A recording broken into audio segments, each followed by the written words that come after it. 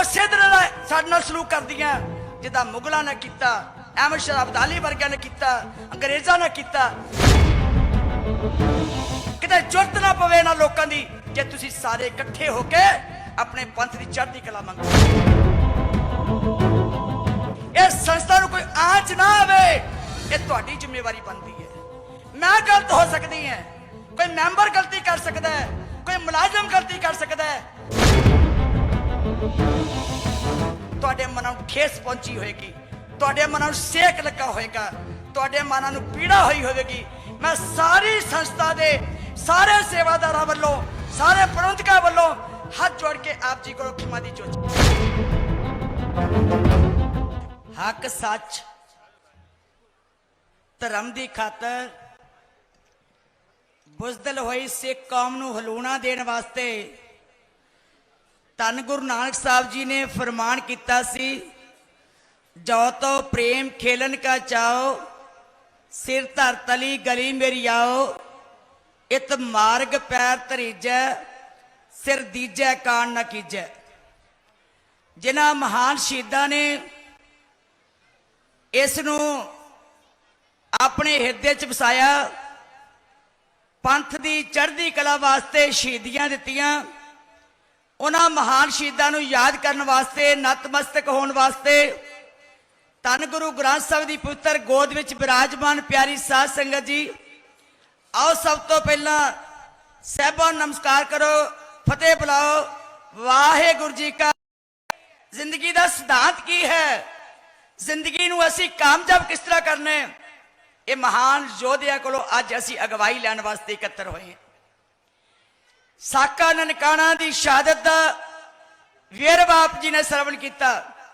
मेरे तो पहला बहुत मानयोग सिख कौम की महान शख्सियत जद श्री अकाल तख्त साहब ज्ञानी हरप्रीत सिंह जी, सिंह साहब ज्ञानी रघुवीर सिंह जी, तख्त श्री केसगढ़ साहब, बहुत ही महान शख्सियत, श्रोमणी अकाली दल दे महान सेवादार, पंथ की महान शक्ति श्रोमणी अकाली दल के प्रधान साहब मानयोग सरदार सुखबीर सिंह जी बादल आप जी नूं जथे चल पे, किस तरह रस्तियां विच रोकिया गया। श्रोमणी गुरुद्वारा प्रबंधक कमेटी के प्रधान साहब मास्टर तारा सिंह जी ने हुक्म भेजिया, कुछ जथे उथे रुक गए, पर भाई लक्ष्मण सिंह जी तारो वाली उन्हां दे साथी नहीं रुके। इक्को गल उन्हां दे मन सी कि पहला तरन तारण साहब का जो साका होया, उथे भाई हजारा सिंह जी, भाई हुक्म सिंह जी जो श्रद्धांजलि समागम किया गया सी, एक बारी उथे अरदासा सोधिया सी भाई लक्ष्मण सिंह जी होरां ने। फिर अरदासा श्री अकाल तख्त साहब दे ते मीटिंग हुई, उथे सो दिता। इत्थे नगर दे विच बड़िया वड्डिया कानफ्रेंसां कीतियां, इत्थों तक इस्त्री सम्मेलन भी किया। भाई लक्ष्मण सिंह जी अपने जथे दे नाल उत्थे पहुंच गए। मैं छोटे शब्दां च समाप्ति कर देनी है। जिस वे पहुंचती है, अंदर दाखिल होंदे है, भाई लक्ष्मण सिंह जी गुरु ग्रंथ साहिब की ताबिया ते सज जाते हैं। बाकी सिंह गुरुद्वारा साहब च कब्जा करके बैठ के, जदों नरैणू महंत नूं पता लगा, गोलियां चल गई, छवियां चल गई, कट्टा वड्डी हो गई। जो तेल इकट्ठा किया सी, वो तेल सुट सुट के जिउंदियां नूं साड़ दिता गया। मैनूं उस गल दी हमेशा ही बहुत मन नूं ठेस पहुंचती है जदों मैं गल सुनती है कि भाई साहब जी जदों लक्ष्मण सिंह जी ताबिया ते बैठे सन, गोलियां नाल भुन्ने गए, खून नाल लथपथ होए, तो उसने गुरु ग्रंथ साहब जी की ताबिया ते बैठे ने जफ्फा मार लिया गुरु ग्रंथ साहब नूं कि किते कोई गोली गुरु ग्रंथ साहब की हिक च ना लग जाए, मेरे गुरु की हिक च ना लग जाए। आप लहू लुहान हो गया, खूनो खून हो गया, फिर भी हिक विच गोली जा लगी। गुरु प्यारिओ, फिर एक सीन होर दर्दनाक जिहड़ा, जो लाशां इकट्ठियां कीतियां जा रही हैं, खून धोता जा रहा है, तो उस वेले छोटा जिहा बच्चा जिहड़ा अपने बाप केर सिंह दे नाल जरगदा रहन वाला, जो जान लग्या बापू कित्थे चले हैं, कहन लगा मैं ननकाना साहब शहीद होने चले हैं। मैं भी जाना है। कहता तू की करेगा? कहता मैं भी शहीद होना। दादी कहती नहीं जाना। कहता दादी मां तू ही तो मैनू सिखाया कि छोटे साहबजादे 7 साल दे 9 साल दे सन नीहां च चने गए ते आपे तू कहती सी कि छोटे छोटे भी शहीद हो गए, फिर मैं भी शहीद होने जावांगा। ये जज्बा एक दादी मां ने कहानियां सुना सुना के ये दरबारा साहिब दे हिरदे विच भर दिता सी। जदों उत्थे गए वो दरबारा साहिब नूं एक बारी है, अज भी तुसीं जाके देखोगे गुरुद्वारा साहिब च, उस बारी दे विच बंद करके बाहरों कुंडी ला दी। सारे शहीद हो गए। जो लाशा इकट्ठे करदे विचों चीकां आईयां, आवाजां आउंदियां, बापू आप शहीद हो गए हैं, मैं भी शहीद होना सी। जो आवाज आई तो उन्हां बुचड़ा ने देखिया, बारी खोली, 8 साल का बच्चा उन्हें खिंच के धू के जो शहीदी कर रहा है, जिउंदे नूं उस चिखा भी सुट दिता जिथे तेल पा के चिखा सड़ रहा। साध संगत जी जरा याद करो इन्हां शहीदां नूं। जब अपनी अखा सामने सील लैके आओ कि ननकाना साहब के गुरुद्वारे के अंदर उस वेले की हालात होणगे, कि मैं सिखा ने सुनेहा सुन के विहिरा कत दित्तियां। उत्थे जदों पहुंच गए 2000 का जत्था लैके हुणे सिंह साहब आप जी नूं सुना के गए हैं कि उन्होंने पूछा किद्दां आए हो? कहते तुसीं दसो की चाहुंदे हो? अखीर विच फैसला होके उत्थों दा प्रबंध दे दिता गया। ये प्रबंध गुरुद्वारे दे एवें नहीं मिले, ये प्रबंध गुरुद्वारे दे एवें नहीं मिले। गुरुद्वारा सुधार लहर दे विच हजारां सिखां ने जिथे कुर्बानियां दित्तियां, उत्थे श्रोमणी अकाली दल सिंह सभावां, चीफ खालसा दीवान, खालसा कॉलेज, श्री अमृतसर के प्रोफैसर साहबान बहुत वड्डियां कुर्बानियां कीतियां, बहुत वड्डियां उन्होंने वियोता बनाईयां। साध संगत जी मैं तो केवल 2-4 मिनट होर आप जी दे लैणे हैं। बड़ा मन करदा तुहाडे उत्साह नूं वेख के, तुहाडी शरधा नूं वेख के, तुहाडे सत्कार नूं वेख के कि मैं उस इतिहास नूं छोवां जो बाबा बंदा सिंह बहादुर तो बाद सिखां दे की हालात होए सी। जब बाबा बंदा सिंह जी बहादुर दिल्ली दे शहीद किते गए, किस तरह शहीद किते सी? 4 साल का उसका पुत्र अजय सिंह जिसका कलेजा कट के बाबा बंदा सिंह बहादुर के मुंह विच पाया सी, बाद विच उसनूं शहीद किया गया। तुहाडे इतिहास दी कड़ियां बड़ियां डूंघियां ने, तुहाडे इतिहास दी कड़ियां बड़ियां दर्दनाक ने। 800 के करीब शहीद उस वेले सिख किए गए, दिल्ली दे विच शहीद लुक गए। सिख इधर उधर खज्जल खुआर होने लगे, चले गए जंगलों में। उस वेले इदां दी दहशत हो गई सी कि सिख शब्द जड़ा सीगा वो उन्होंने दुश्मन समझे जा रहे सन। इहो जिहे हालातों चों निकली तुहाडी कौम। अज फखर नाल सिर उच्चा करके क्या करो, फखर नाल क्या करो। असी उस दे वारस हां जिन्हां सिखां ने इस कौम की खातर अपना आपा कुर्बान कर दिता। असी कित्थे बैठे हैं? असी कुर्सियां पिछे, असी पार्टीबाजी पिछे, असी मजहबां दे विच, असी जातां पिछे, असी चौधरां पिछे, पंथ की पिठ में छुरा मार मार के बहुत वड्डी कमजोरी अज करने दे यतन कर रहे हैं।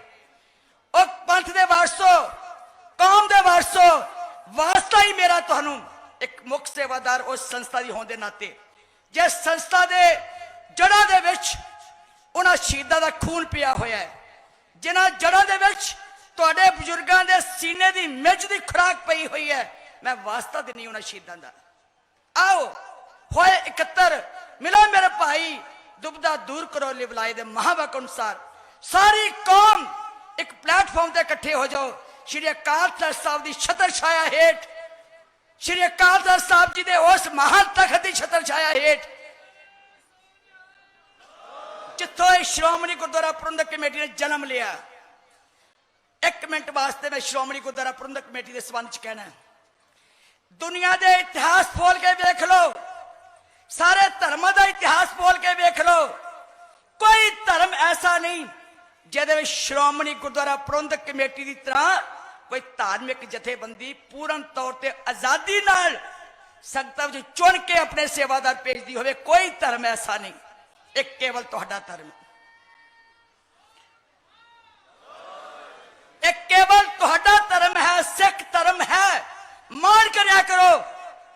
अपने इतिहास उत्ते, अपने सिद्धांत उत्ते, अपने श्री अकाल तख्त साहब उपर, अपने गुरु ग्रंथ साहब दे उत्ते, जिन्हें गुरु नानक साहब जी की सिक्ख्यावां दे चल के मानवता नूं एक करन दा हुक्म कीता सी।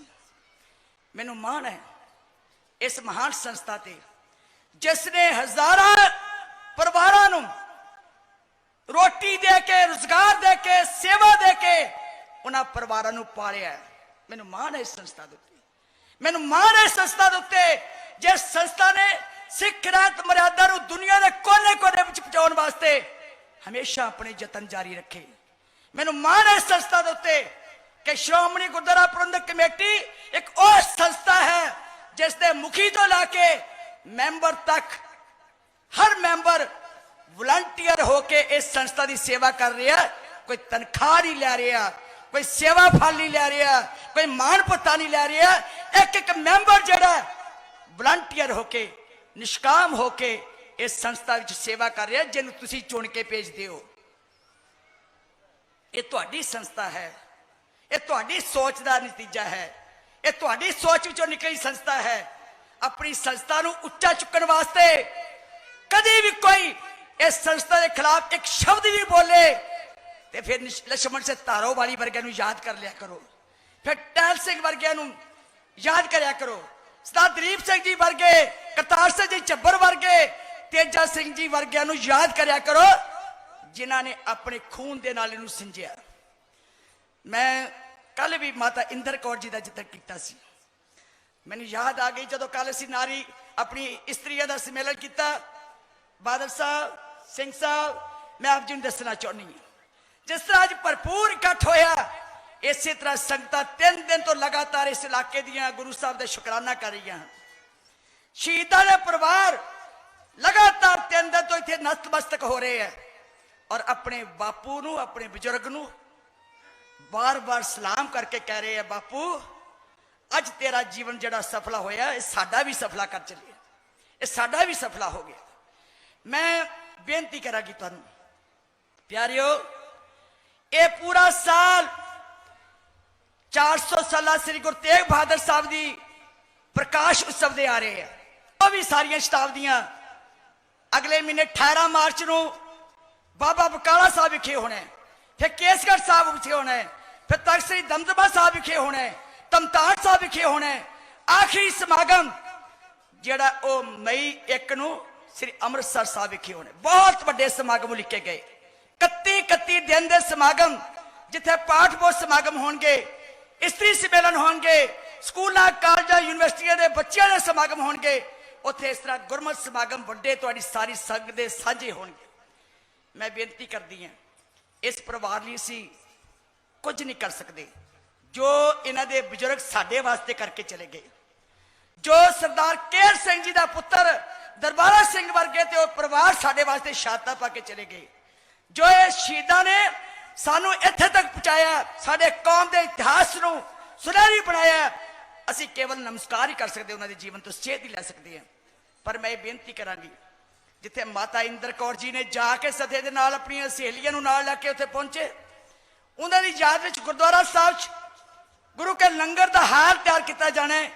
मैं श्रोमणी गुरुद्वारा प्रबंधक कमेटी वालों बेनती करांगी कि ओहदा असीं लंगर का हाल तैयार करांगे माता इंदर कौर जी के नाम दे उत्ते। हर शहीद जिहड़ा होया, हर शहीद इस इलाके का ही नहीं, भावें जरग दा होया, भावें कोई होया, हर शहीद के पिंड विच, उस गुरुद्वारे या उस स्कूल दे विच एक लाइब्रेरी जिहड़ी है सिख इतिहास की, जिथों असीं सेध लै सकीए, हर शहीद के पिंड विच जिहड़ी है उसारी जाएगी तो उन्होंने वधिया ढंग नाल सिख कौम का प्रचार प्रसार वास्ते वरती जाऊगी। हर समय के उत्ते हर साल जिथे इन्हां शहीदां नूं याद किया जाया करेगा, उत्थे इसे तरह गुरमत समागम जिहड़े सजाया करेंगे। सो मेरी बेनती है, इन्हां गुरुद्वारे दे विच, इन्हां स्कूलों दे विच धार्मिक टीचर जिहड़ा वो दिता जाए, श्रोमणी गुरुद्वारा प्रबंधक कमेटी देवेगी हर शहीद के पिंड विच, तां जो उन्होंने धार्मिक विद्या के तौर पर जोड़िया जा सके। होर भी क्योंकि परिवार वालों मेरे इको हुक्म सी, असीं कुछ नहीं मंगते, बस इको करियो, सिख कौम के वारसां नूं एक अपील कर दिओ, सिख कौम के वारसो अपने शहीदां नूं ना भुल्लिओ। सिख कौम के शहीद एक सरमाया हुंदे आ। तगड़े होके रहो। अज जिस तरह भारत सरकार की गल आई है, इन्हां लोकां दी जुरत ना पवे जे असीं वखरियां वखरियां बोलियां ना बोलीए। साडियां वखरियां वखरियां जवानां विचों भारत सरकारां उसे तरह साडे नाल सलूक करदियां जिद्दां मुगलां ने कीता, अहमद शाह अब्दाली वर्गियां ने कीता, अंग्रेजां ने कीता। किते जुरत ना पवे इन्हां लोकां दी जे तुसीं सारे इकट्ठे होके अपने पंथ की चढ़दी कला मंगो। मैं आने वाले समय तुहाडे कोलों आस रखांगी कि सारे इकट्ठे होके हमला मारो। एक बेनती मैं लास्ट विच करनी है। साध संगत जी, ये संस्था तुहाडी है, तुसीं बहुत प्यार करदे हो, तुसीं जान मारन नूं तैयार हुंदे हो, क्योंकि तुहाडे बजुर्गां ने इत्थे खून पाया है, तुहाडे बजुर्गां ने सीने दी मिज दे नाल खुराक पाई है। इस संस्था नूं कोई आंच ना आवे, ये तुहाडी जिम्मेवारी बनती है। मैं गलत हो सकती है, कोई मैंबर गलती कर सकता है, कोई मुलाजम गलती कर सकता है, जां कोई साडे निज़मां च जां साडे सेवा च जां साडे कोई प्रबंध च कोई छोटियां मोटियां गलतियां समय नाल 100 साल च कोई होईयां होणगियां, तुहाडे मनां नूं ठेस पहुंची होएगी, तुहाडे मनां नूं सेक लगा होएगा, तुहाडे मनां नूं पीड़ा होई होवेगी। मैं सारी संस्था दे सारे सेवादारां वल्लों सारे प्रबंधकां वल्लों हाथ जोड़ के आप जी को खिमा दी जोचक हाथ जोड़ के आप जी को खिमा मंगदी है। आने वाले समय इस संस्था नूं होर उच्चा चुकिया जा सके, तुहाडे सहयोग की मंग करदी है। अपना सहयोग दिओ, क्योंकि संस्था तुहाडे सिर ते खड़ी है, तुहाडी संस्था है। अपनी संस्था नूं इसे तरह महान बनाई रखो, पंथ चढ़दी कला च जाए, श्रोमणी अकाली दल चढ़दी कला च जाए, ये पंथ हमेशा हमेशा तुहाडियां सेवावां करदा रहे। इन्हां शब्दां दे नाल मैं अंत विच फिर सूरा सो पहचानी है जो लड़ा दीन के हेत पुरजा पुरजा कट मरे कबहू ना छाड़ा खेत। उन्हां महान शहीदां नमस्कार करके फतेह बुलाउणी है। वाहिगुरू जी का खालसा, वाहिगुरू जी की फतेह।